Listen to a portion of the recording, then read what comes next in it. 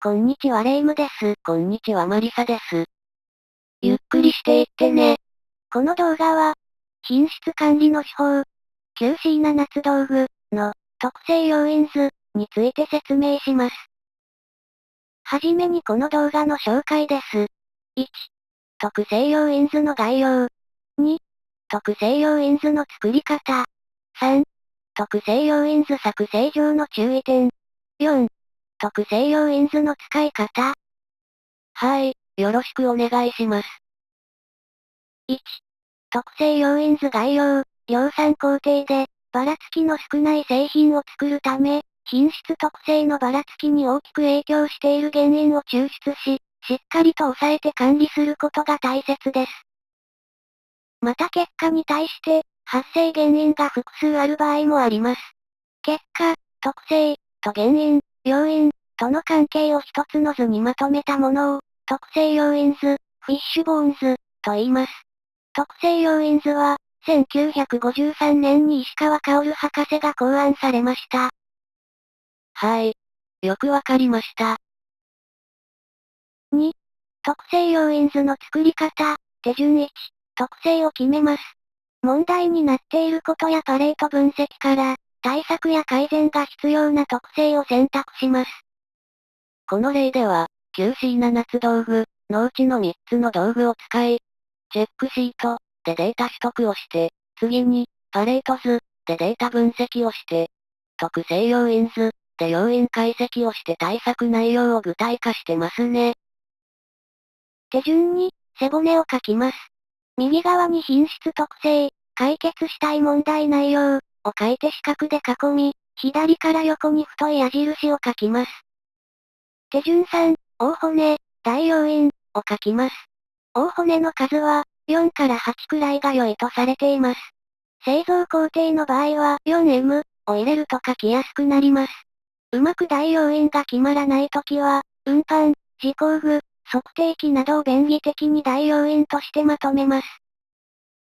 例では 4M が書かれていますね。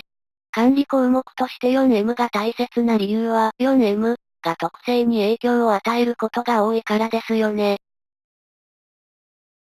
手順4、要因を検討して、大骨に中骨、小骨を書き足します。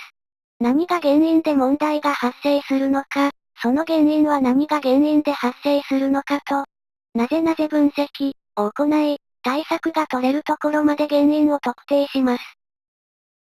なぜ分析では5回くらいは、なぜを繰り返します。階層に制限はないので小骨にさらに書き足してもいいです。なぜ分析は、トヨタ生産方式の代表的な手段の一つですね。手順5、要因に漏れがないかを確認します。要因は出された意見や雰囲気だけで決めず、データに基づいた判断をします。必要なものは加え、不要なものは消して最終的な調整を行います。ここで出された意見で重要だけどデータのないものはデータを取って調べる必要がありますね。手順6、影響の大きい要因を抽出します。影響度の大きい要因は丸で赤く囲み、他の要因と識別します。過去の発生状況などにより客観的に影響度をつかむようにします。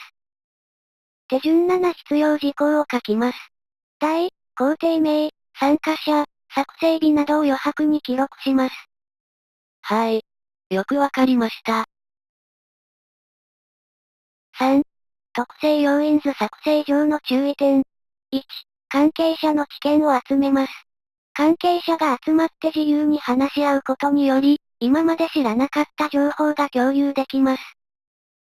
2、話し合いは、ブレインストーミングを採用して、他人の意見を批判しない、どんな意見も採用する、多くの意見を出す、他人の意見を発展させる、などの手法を駆使します。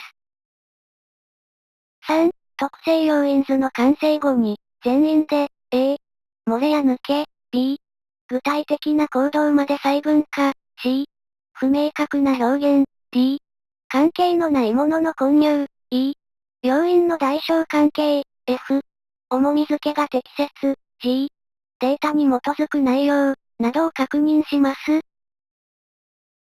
ブレインストーミングで、暗黙知が出てくることがありますが、それを形式知にすることができたら改善が加速しますね。4. 特性要因図の使い方1、工程の解析や改善のために使います。不適合品の対策を行うときに、パレート図と一緒に使い、対策効果の大きい原因を見つけ出し改善します。これは、この動画で説明した、チェックシート、から、パレート図、そして、特性要因図、の流れの話ですね。2、工程の管理に利用します。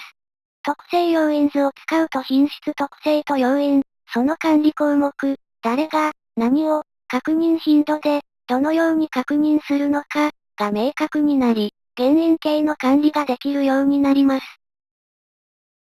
3、教育、訓練に活用します。特性要因図を作る過程で、関係者が話し合う機会を持つことにより、個々の知見を共有することができます。新しい作業者に教育をする場合に、作業のポイントや注意点に対する理解を深めることができます。作業者も、特性と要因の因果関係がわかると理解が深まりますね。はい、よくわかりました。この動画はこれで終わりです。レイムでした。マリサでした。最後までありがとうございました。引用、参考文献です。